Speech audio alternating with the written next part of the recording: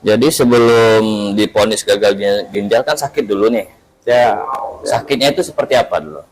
kalau sakit itu gejala yang saya alami lah, itu mual seperti mah. Itu badan ini rasa lemas, mual, muntah. Ya tidak jauh beda dengan penyakit mah. Oh. Nah, jadi saya sempat juga diponis oleh dokter, saya ini kena mah. Sementara dilakukan pengobatan, mah yang ditangani. Lakukanlah pengobatan sekian bulan, tapi itu sakit terus tuh. Sehat sakit, iya, sehat sakit. Ya. Tetapi tidak tidak sembuh mahnya. Nah, jadi bingunglah kami kan, dengan istri bingung mau berobat kemana ya. Ujung-ujungnya inisiatiflah kami ke Jambi untuk melakukan tes urin dan cek darah. Dikeri apa nih? Nggak ada bang itu ya. Nggak ada. Cuman Dulu ada periksa kan kemarin kan kakinya bengkak kemarin. oh, ada kebengkak di Iya, kaki. kaki. Udah tahu kan sangka itu bengkaknya biasa aja. Pokoknya dicek sama pas pulang tadi ke rumah. Pokoknya kena ginjal. Oh, udah dicek rumah sakit, tes urin, punya ada ginjal. Kan jangan sering begadang juga bang. Jangan Anak muda kan sering banyak begadang kan. Main game kan, warkop, jam-jam malam boleh warkop bang. Jadi dibatasin waktunya, diatur. Kadang kita sakit kaki nih, nanti kata orang sakit asam urat, kita beli obat, obatnya lain bisa komplikasi kan, Dampaknya ke lain lagi. Kata orang ini obat asam urat, punya lain sakitnya. Karena dampak ke ginjal tadi. Assalamualaikum warahmatullahi wabarakatuh, kawan-kawan. Ya, alhamdulillah kami di sesi kali ini membahas tentang kesehatan lah yang harus kita syukuri kan. Karena di sini ada tamu kita, Bro Kory. Bro Kory ini sudah hampir 9-10 tahun ya. 9 tahun lebih. 9 tahun lebih ya, kena uji lah dengan gagal ginjal sehingga cuci darah terus-menerus. Dan Bro Kory ini bukan berbagi penderitaan, tapi membagikan satu keberanian dan harapan ya kawan-kawan atas segala ujian yang dihadapinya, dan saya juga kagum lah dengan beliau. Oke, kita langsung saja kawan-kawan, kita tanya-tanya Bro Kory. Ngobrol santai ya? Santai sambil ngopi ya kan. Bro. Iya Pak Ustadz. Alhamdulillah. Ustadz Saya kagum ya bro dengan bro, dari lihat di Facebook sampai saat ini kan Bro Kory alhamdulillah semakin sehat, semakin bugar, dan ini kan bukan sesuatu hal yang terjadinya yang sehari 2 hari, tapi perjalanan. Itu prosesnya itu yang saya lihat dan saya kagum lah dengan Bro Kory. Bro ini sudah hampir 10 tahun kurang lebih ya, diuji dengan gagal ginjal, cuci darah terus menerus. Itu dalam seminggu itu berapa kali cuci darah? Kalau saya sudah mengalami gagal ginjal ini, mengalami cuci darah ini sudah kurang lebih 8 tahun lebih. 8 tahun lebih. Itu dari awal sampai sekarang rutin, seminggu itu 2 kali. Seminggu 2 kali. Jadwal rutin, tidak boleh ditinggal gitu. Bro, sebelum ke situ kan ketika gejala-gejala dulu sampai diponis dokter bahwasanya bro mengalami gagal ginjal, itu kan sesuatu yang informasi yang menakutkan, yang semua orang terkejut dan takut. Sebelum ke situ, bagaimana dulu keseharian bro sampai tiba-tiba diponis dokter dengan gagal ginjal? Awal kemarin kita terkejut juga kan, sekali diponis gagal ginjal ini kan. Awalnya kita kan bisa dikatakan tidak merokok, tidak minum minuman keras, olahraga, rutin juga kan. Awalnya saya kan termasuk pendonor darah rutin. Oh, pendonor darah rutin. Setahun sebelum itu saya mau donor itu tidak bisa lagi, karena setiap mau donor tensi selalu tinggi, tensi tinggi di atas 180. setiap donor, setiap orang butuh darah, tensi selalu tinggi. Nah, semenjak itu saya tidak bisa donor lagi. Berobat, kenalah hipertensi. Tapi salahnya saya itu tidak rutin mungkin minum obat itu. Obat hipertensi. Hipertensi. Ya, oke. Di usia berapa dulu? Usia 30 lebih lah. 31 atau 32. Itu mulai kena itu. Dari tensi itu lah. Dari awal mulanya. Tercetus gagal ginjal ini. Jadi sebelum diponis gagal ginjal kan sakit dulu nih. Ya. Sakitnya itu seperti apa dulu? Kalau sakit itu gejala yang yang saya alami lah. Itu mual seperti mah. Itu badan ini rasa lemas, mual, muntah. Dia tidak jauh beda dengan penyakit mah.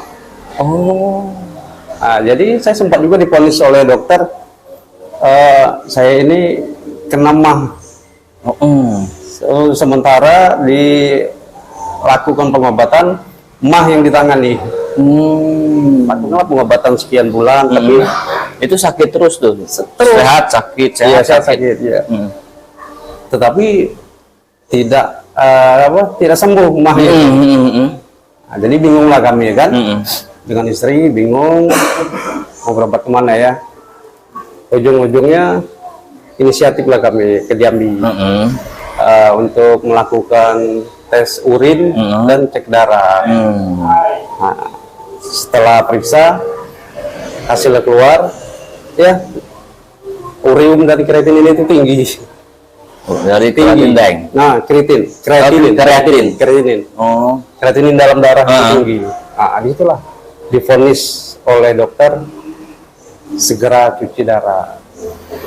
Itu berapa bulan jangka waktu daripada di rumah sakit daerah? Di sini kan mungkin salah diagnosa apa bagaimana sehingga tidak ketahui lah. Cuman asam lambung, tahu-tahunya pas ke Jambi barulah tahu bahwasanya ada gagal ginjal. Kalau salah diagnosa itu bukan salah diagnosa mungkin kan, memang gejalanya memang mirip dengan ada kemiripan. Nah, tapi saya mungkin tidak melakukan pengecekan secara mendetail ya, mungkin kan tidak mengecek darah dan urin. Tapi setelah saya cek urin dan darah yang situ ketahuan. Sudah 3 bulan lebih atau berapa bulan jaraknya dari 3 bulan anak. 3 bulan baru karena nggak sembuh-sembuh. Iya, saya cek urin dan darah saya tadi. Itu siapa yang menyarankan? Apa dari rumah sakit sini? Apa ada keluarga atau teman yang menyarankan ke Jambi? Dari teman juga lah kemarin kan, teman juga kan. Kita sharing dikit-dikit kan, ujung-ujungnya kita beranikan cek ke Jambi. Jadi ketika mendengar bahwasanya gagal ginjal namanya ya. Jadi bagaimana perasaan bro waktu itu? Kan ketakutan, bagaimana itu? Wah, itu macam mana ya? Kalau orang rumah kemarin, istri kemarin, saya rasa tidak meja bumi lagi gitu. Wah. Saling dengar kabar itu kan, diponis cuci darah itu. Saya rasa kosong dah pikiran itu kan. Bingung kan? Sedangkan kita kan pikiran kan gagal ginjal ini, cuci darah ini, kita mindset kita pikiran mungkin pasti umurnya tak ada panjang gitu. Pasti 2 bulan 3 bulan selesai dah. Tapi alhamdulillah lah dengan keadaan sekarang kan bisa bertahan dengan 8 tahun ini dengan kondisi sekarang ini. Sekarang agak lebih bugar. Ya, alhamdulillah. Dulu kan saya lihat ya sangat kasihan ya karena terus mungkin setiap orang mengalami tekanan mental, waktu itu kan ketakutan masa depan sehingga psikis kita juga terganggu. Ini kan sudah 10 tahun dan ada perubahan-perubahan nih saat ini kan. Dari fisik, dari senyuman itu sudah nyaman, agak sedikit berseri lah. Gitu ya. Itu apa aja kiat-kiat dari bro agar bisa dibagi ke kawan-kawan semua Kenapa bisa ada perubahan yang sangat fundamental itu? Apakah memang rutin konsumsi obat atau ada kiat-kiat lain atau informasi dari manapun lah yang bisa dibagikan? Mungkin kalau kawan-kawan melihat dari sekarang ini kan enak mungkin kan. Padahal kami melewati semua ini kan tidak mudah, berat. Dari awal kan sampai titik ini kan. Dari awal kemarin kan saya cuci darah itu ke Jambi. Di Jambi, sini kan belum ada. Jadi pulang pergi Jambi, pagi sampai tengah hari cuci darah 4 jam 5 jam, balik lagi, langsung balik ke Tunggal. Jadi malam sampai ke Tunggal lagi. Nah, itu dilakoni sekitar 6 tahun lebih.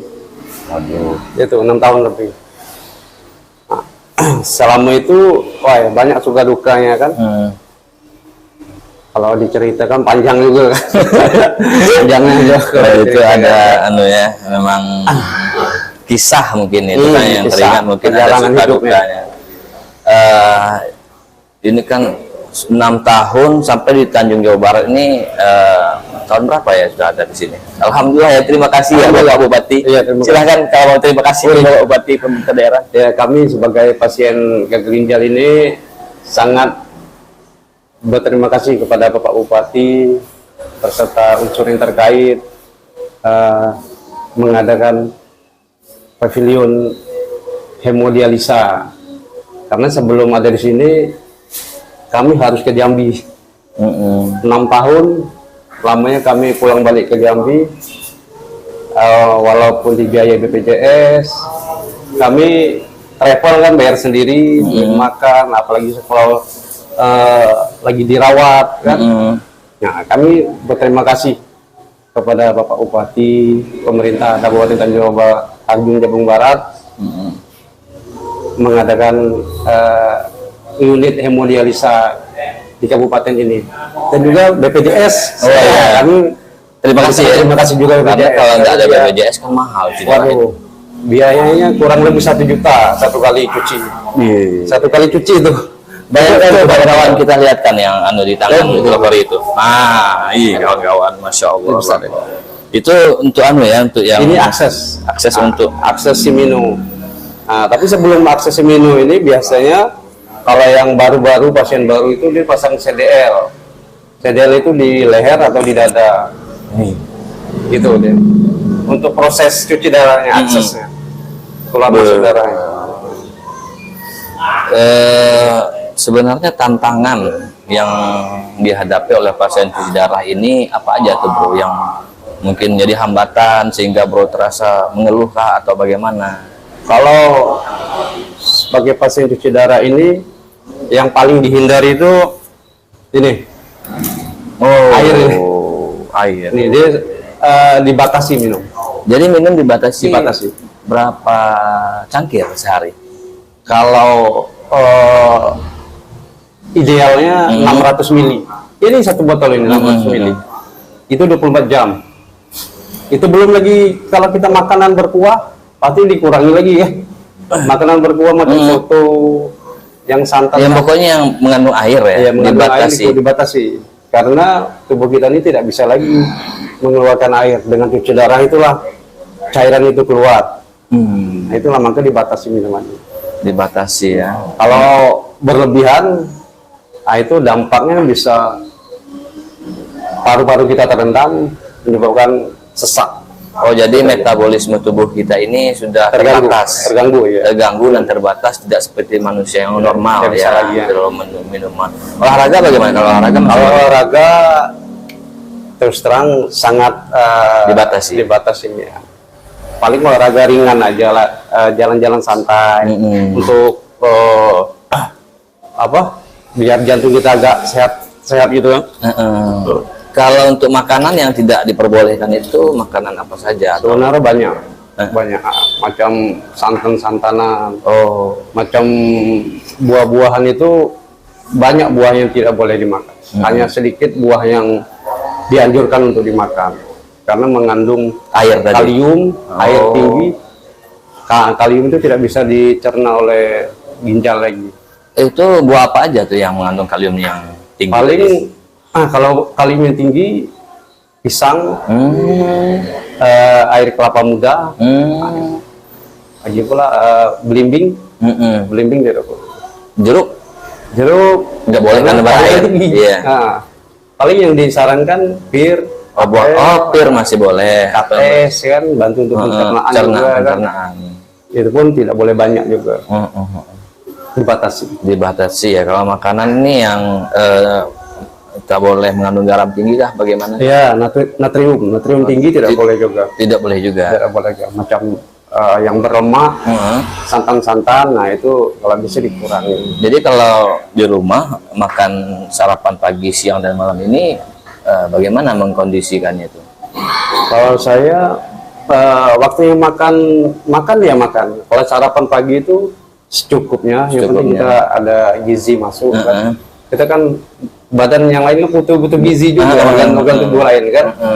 Tapi skalanya tidak terlalu banyak. Kecil aja, istilah itu sekedar aja. Berarti kan bro memang searching cari pengetahuan dari makanan yang diperbolehkan, apa yang dibutuhkan, terus yang dihindari gitu kan. Terus kalau penyakit gagal ginjal ini kan sesuatu yang jarang mungkin kawan-kawan yang terlalu kita buka seperti informasinya kan. Mungkin ada orang-orang yang ketakutan lupa minum minuman yang saset, ya kan, bisa juga ternyata hipertensi ya. Hipertensi, mungkin ada yang lain lagi yang Bro Kori tahu? Itu kalau hipertensi kan dari saya ini. Nah, kebetulan banyak juga teman-teman yang dari teman di luar lah. Penyebab gagal ginjal ini, cuci darah ini bisa dari minum-minuman saset, minum-minuman energi, makanan yang bergaram tinggi, makanan cepat saji. Itu kalau bisa ya kita ini sekarang ini dikurangi lah. Misal tidak bisa stop, ya dikurangi kan. Gitu. Kalau Bro dulu yang seingat Bro kan sebelum divonis dokter gagal ginjal dengan proses yang melalui sakit yang seperti asam lambung tadi, kegiatan atau makanan yang Bro Kori ingat apa sih indikatornya itu? Kalau saya ini kalau minuman energy drink itu tuh minum cuma tidak ada terlalu juga, tidak terlalu macam orang setiap hari.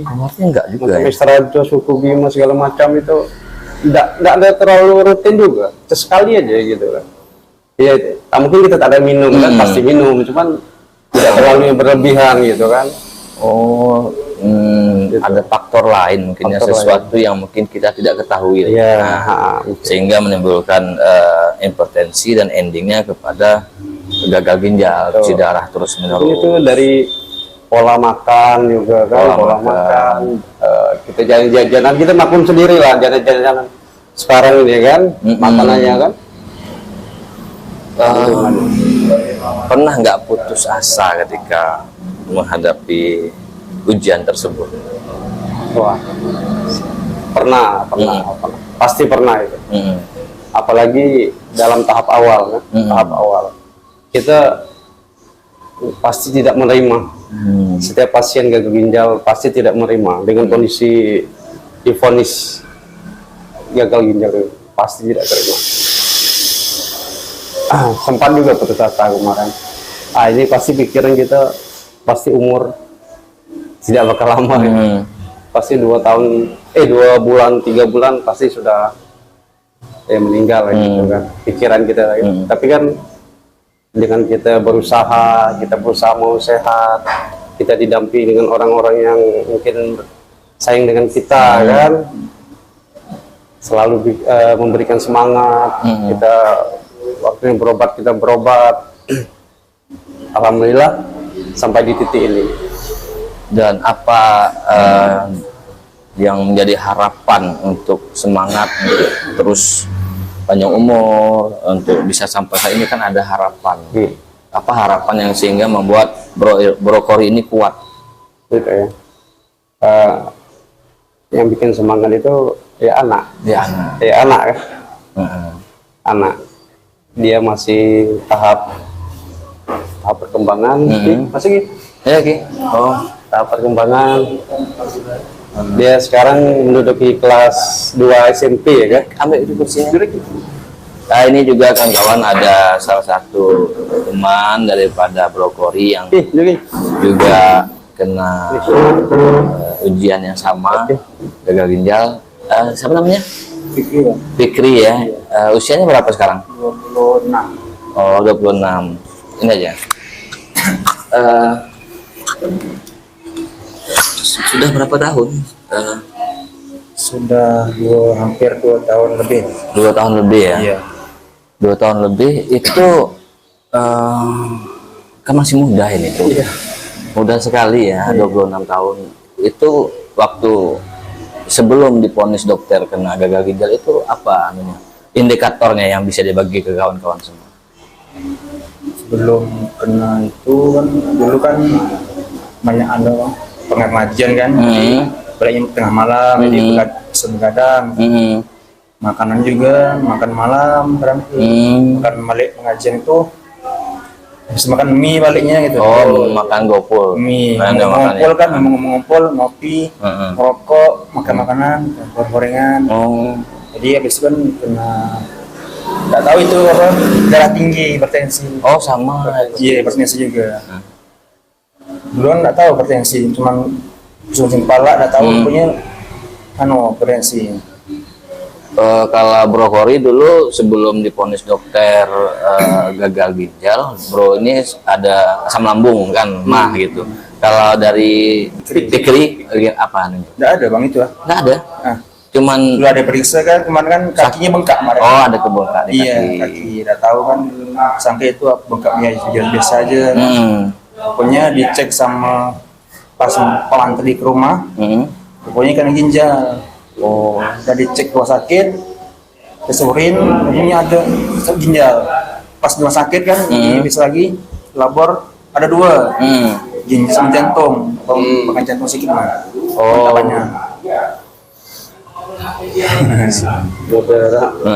Jadi Fikri kan tadi sudah ditanya ke Brokori ketika mendengar divonis dokter gagal ginjal itu bagaimana perasaan Fikri? Takut bang. Takut. Pertama awalnya tidak mau darah, takut. Takut. Iya. Sudah setahun lebih kan berobat di kampung lah kan, semuanya. Tak lama tuh kambuh. Tidak sadar diri, tidak sadar. Saya orang kesurupan. Oh. Ngamuk-ngamuk. Oh. Iya, guling-guling. Itu mungkin Racunnya udah nekat lalu otak. Oh. lari ke otak. Iya. Jadi ilusi gitu ya. Ilusi. Terus? Jadi diobatin orang ustaz kan, kan kiranya kan kesurupan gitu kan, kemasukan. Jadi itulah terlalu tinggi racun Kayak koma dan kan. badan ini kan. Cuman dalam itulah ngamuk-ngamuk itu Udah sadar gitu. sadar. Tangannya diikat, kaki diikat waktu di ICU. Kan ngamuk-ngamuk gitu. Berarti dalam keadaan di ICU itu kita dicuci darah Ki. Iya bang. Sama berarti Iya. sama ceritanya dengan aku kemarin. Aku kan awal cuci darah itu di Semarang. Karena itulah cerita herbal tadi, pengen menghindari cuci darah. Ya. Hindari cuci darah macam mana nih supaya tidak cuci darah, karena kita minim pengetahuan kan. Minim pengetahuan tentang cuci darah nih. Kata orang udara tuh gini. Iya. Tidak tahu. Kan ada orang saudara meninggal gitu. Jadi Langsung takut. Iya bang. Itu. Dan itulah minim informasi tentang cuci darah ini. Sebenarnya cuci darah itu tak ada sengeri yang kita pikirkan gitu kan. Coba kita bisa dokter memvonis cuci darah, ya mungkin kondisi ginjal itu masih tinggi, persentasi masih tinggi fungsinya tuh. Misal mungkin 50% ke atas. Nah itu bisa sekali 2 kali cuci darah, misal tingkat racun sudah normal, itu bisa tidak cuci darah lagi. Kita lari ke gagal ginjal akut katanya. Itu ada 2 jenis kan, gagal ginjal akut dengan gagal ginjal kronik. Nah, kalau kronik sudah 20% ke bawah sudah nilai kesehatan kerusakan ginjal kita itu. Ya kalau bisa ke medis lah kita dulu kan, karena itu sudah ngalami kan. Saya sampai ke Semarang berobat itu, nyari-nyari istilah itu ngelak untuk cuci darah ini sampai ke Semarang. awal cuci darah kan saya di Semarang dengan kondisi koma, masuk di ICU 4 hari di ICU dengan kondisi koma, 2 kali cuci darah baru sadar. Untung masih bisa diselamatkan dan masih duduk seperti ini.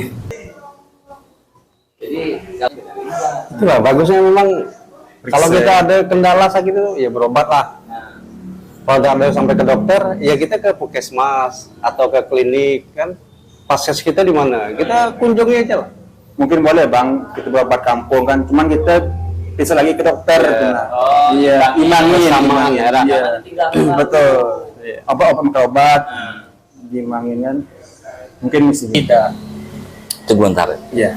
Nah, itulah kawan-kawan yang harus kita ketahui ya, bahwasanya ketika ada respon seseorang ini tidak normal, itu belum tentu ada gangguan jin ya. Iya. Kadang dapat respon di saraf otak ini menimbulkan halusinasi. Ya. Kasih ya. Terus dari itu sampai divonis dokter gagal ginjal, ini rutin cuci darah juga seperti berkori. Seminggu 2 kali juga. Sama bang. Jadwal pun satu. Jadwal sama Sama ya, ya, sama sering ya. ketemu ya. Jadi sering berbagi cerita, berbagi pengalaman karena bro sudah 8, 9, sampai 10 tahun. Jadi masih sekolah, kuliah, Udah tamat. kegiatan hari-hari. Kegiatannya sekarang belum aja bang, dulu ngajar ngaji privat. Oh, Majlisan malam. berat badan turun berapa kilo? Dulu itu 110 kilo. Wah, gemuk itu lo bilang. Dulu orangnya gemuk. Sekarang 70.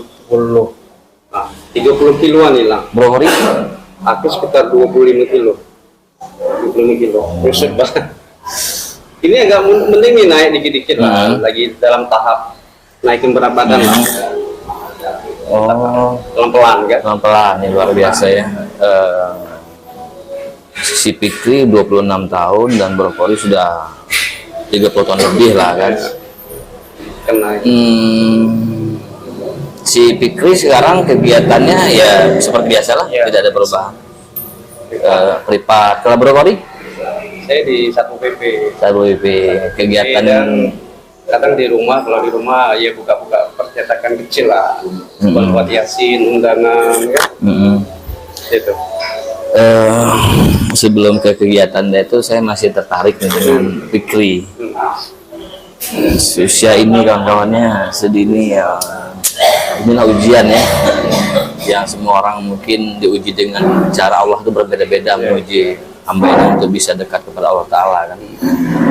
26 tahun, 2 tahun sudah cuci darah di rumah sakit sini ya. Nah, jadi hambatan sebagai seorang anak muda yang divonis dengan gagal ginjal ini, terhambat semua kegiatan kah apa bagaimana? Tidak juga. Karena terhambat juga. Karena kan bisa lelah gitu. Oh, karena belum cuci darah ya. Sudah. Sudah cuci darah. Sudah capek-capek gitu. Itu cuci darah tuh berapa lama tuh sekali cuci darah di sana tuh? 5 jam. 5 jam. 5 jam. 4 sampai 5 jam. Iya. Di sambil baring tuh. Iya, baring. Itulah proses penyaringan darah gitu tadi untuk membuang racun yang selama 4 hari kita makan minum itu, cuci darah itu buang racun itu, buang racun, buang cairan berlebih di situ, karena tubuh kita tidak bisa lagi kan buang racun dengan normal kan, tapi dengan cuci darah itulah, dengan mesin sekarang ya. Dengan mesin ya.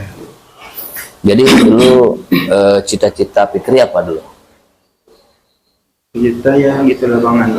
Jadi apa lah Ustaz Jadi guru agama lah. Ya. Sekarang tapi tetaplah jadi guru agama ya, tetap mengajarkan ngaji Al-Quran, mulia. Apa harapan terbesar Fikri yang bisa bertahan sampai saat ini? Harapan memang ya semangat aja lah Semangat orang tua ya. Masih banyak orang yang menyayangi Iya, kita ya. Masya Allah. Aku sedih nih kali. Itulah dengan kondisi sekarang ini kami ngajak kawan-kawan lah untuk hidup sehat. Iya, hidup sehat. Hidup sehat kan.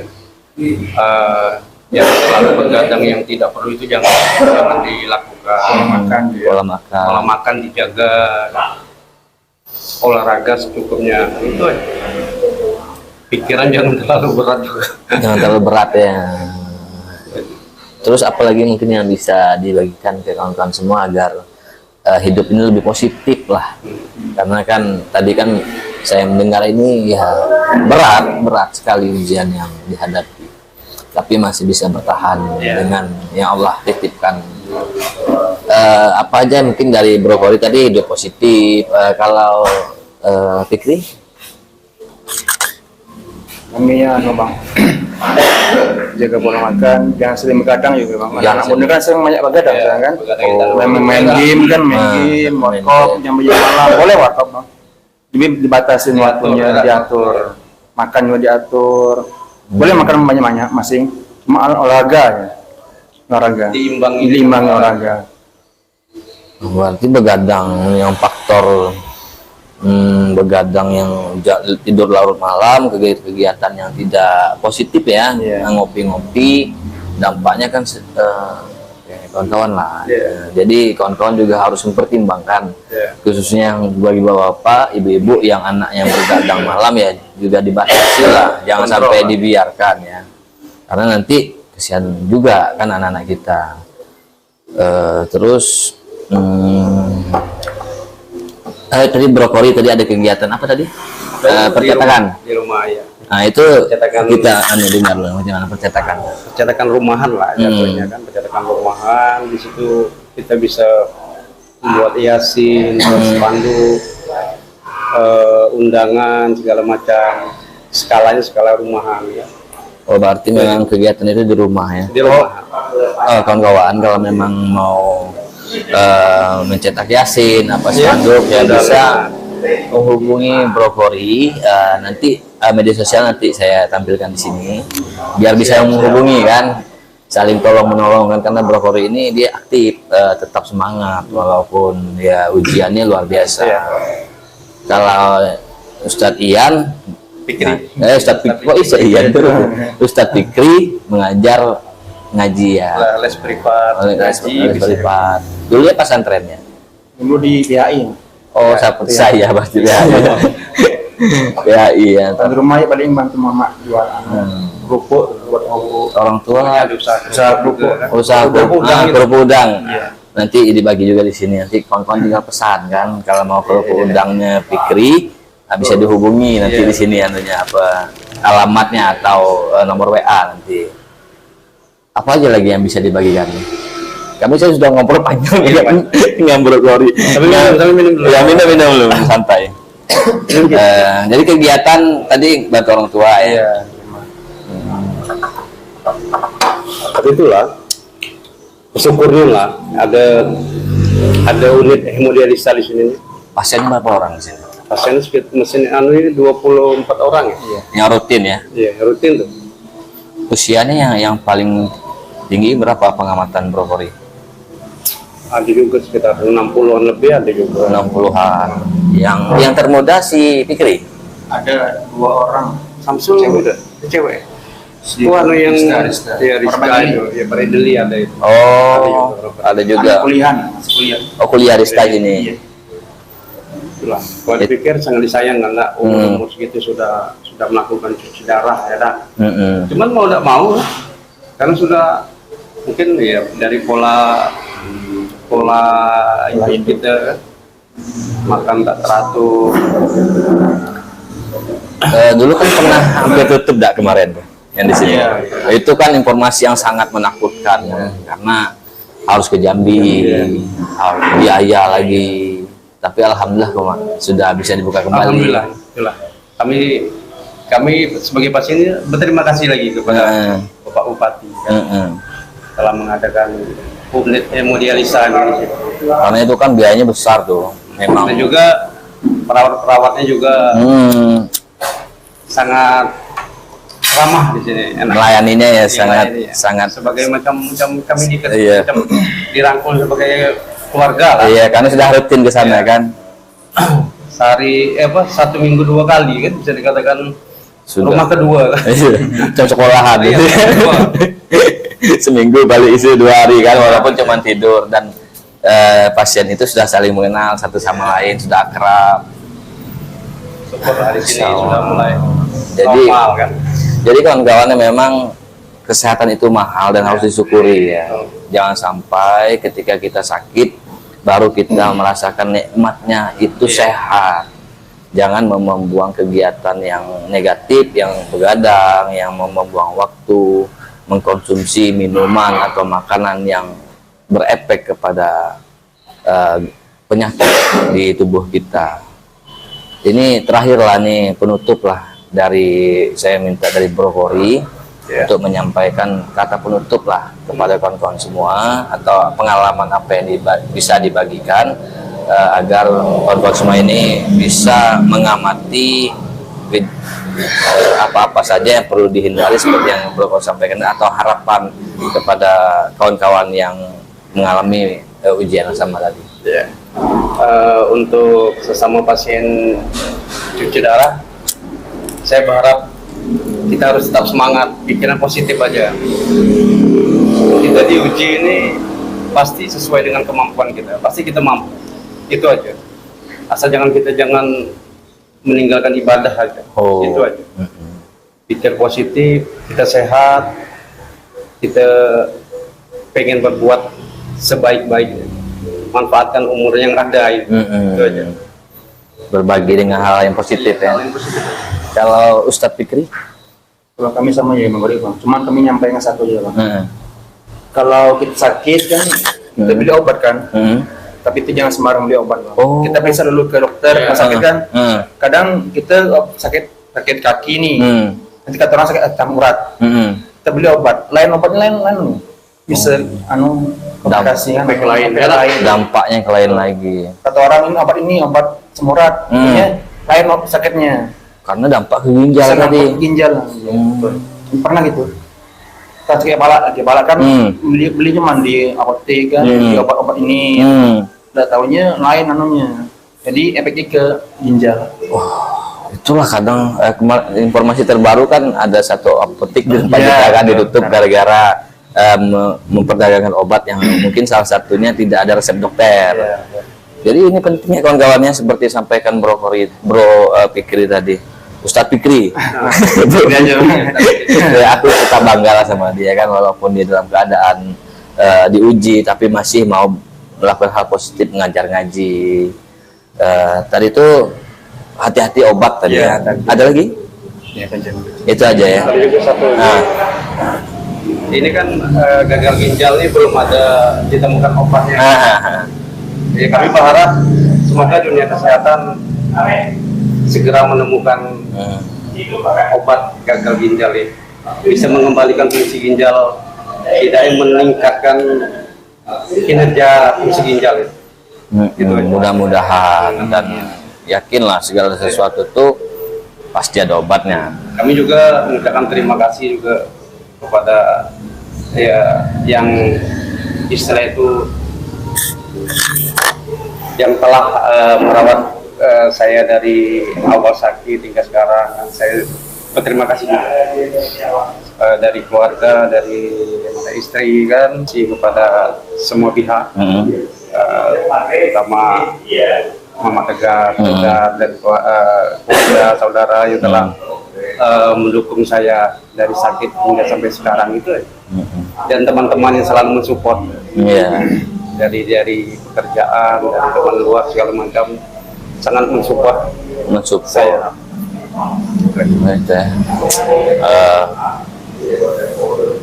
Akhirnya saya ini jadi berat juga, saya merasakan perasaan mereka yang luar biasa ini.